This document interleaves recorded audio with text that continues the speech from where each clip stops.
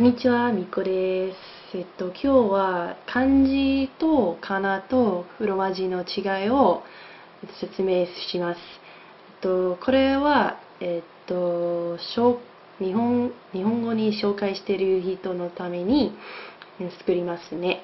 Okay, so I just said that today is a video about the difference between kanji, kana, and romaji, and this is for people who are just being introduced to Japanese.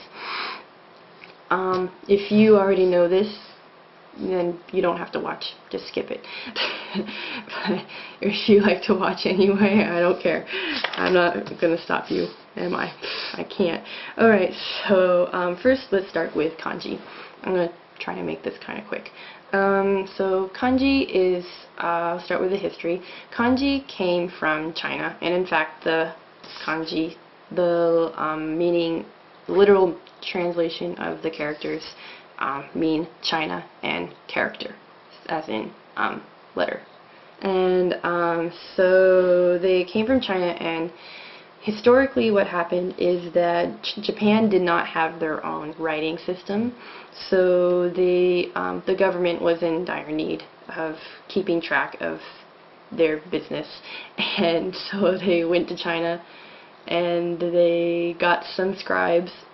I don't know exactly how they got them. I've heard that they were kidnapped. I may be wrong, but and took them over to Japan and had them teach the Chinese characters, and that's how they did it.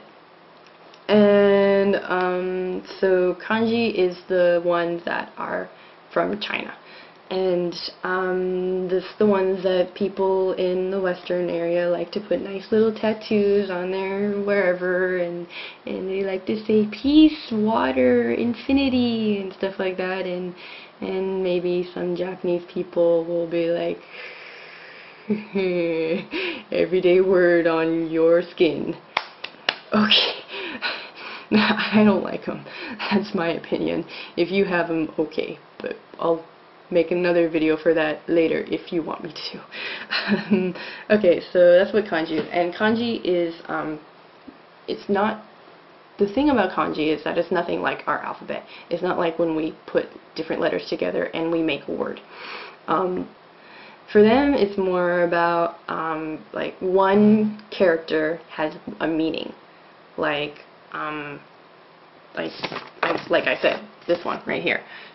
China, character. This one means China. This one means character. Put them together, Chinese character. Okay, so that's how it works. It already has a meaning just by itself, generally speaking, for Japanese. So you should learn your kanji if you're going to. It's going to be a big pain, but you should do it. Okay, next is kana. Okay, there's two kinds of kana. There's hiragana and there's katakana. And hiragana is the one that's curvy and pretty, and it looks good in calligraphy, and there's few uses for this.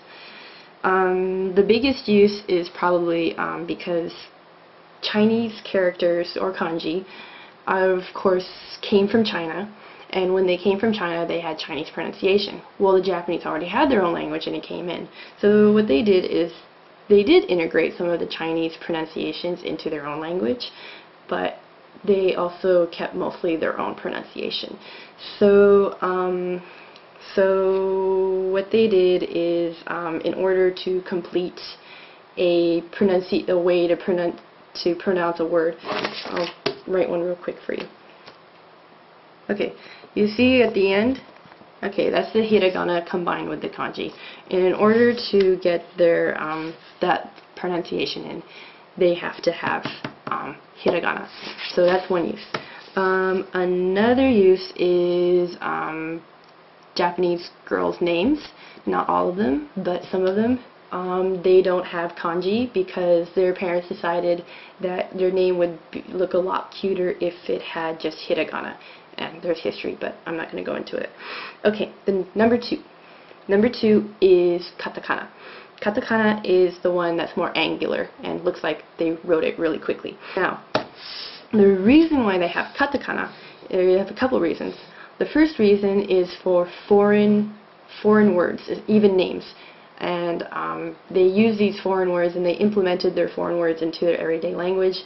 Like, for example, in English, we say déjà vu. Okay, that's French.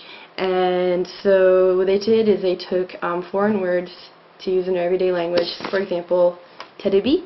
There you go. Terebi. Okay. So that's what they did. And number 2 is onomatopoeia, like knock knock and meow and all that other stuff like that. And they have onomatopoeia, which they may use in their everyday language as well. They do. And so that's another reason for katakana.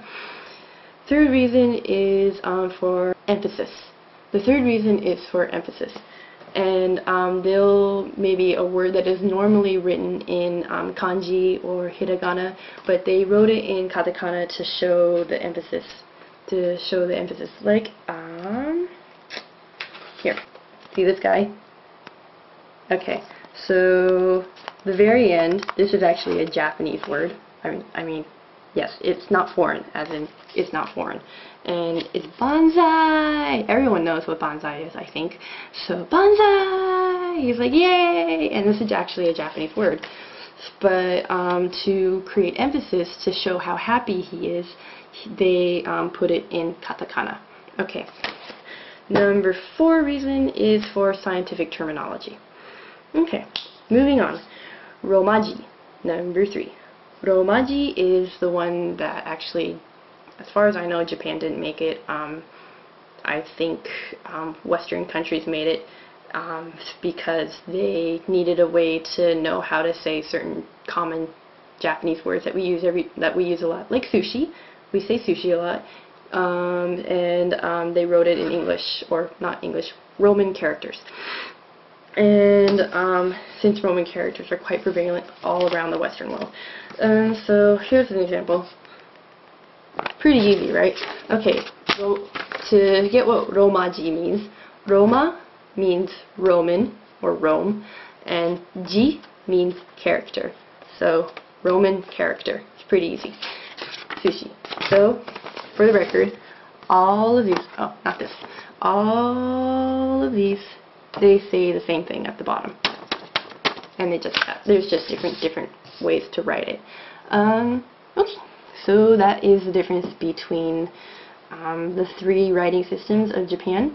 And yes, all of them are very necessary, so please learn all of them. It's not too hard. Once you get past kana and romaji, things will be a lot simpler. Kanji is, of course, the most challenging one. I advise everyone to get away from romaji as fast as possible.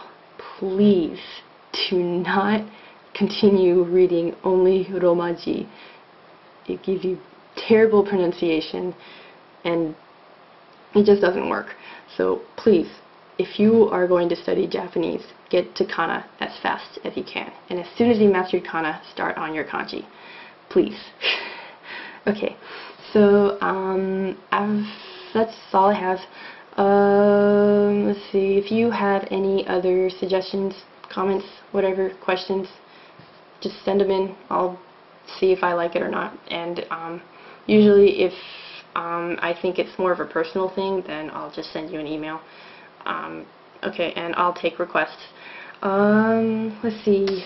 Another thing is, okay, and also don't tell your friends about me if you like me that much. And if you stick around long enough, you will eventually see me record things in Japan. And hopefully by that time I'll have an HD video camera. I'm saving my money. I really want an HD video camera. So, yeah. I'll let you know if I get into Japan. Oh, maybe I should do a video about Jet. Okay. I'll think about it. Anyways, じゃあね。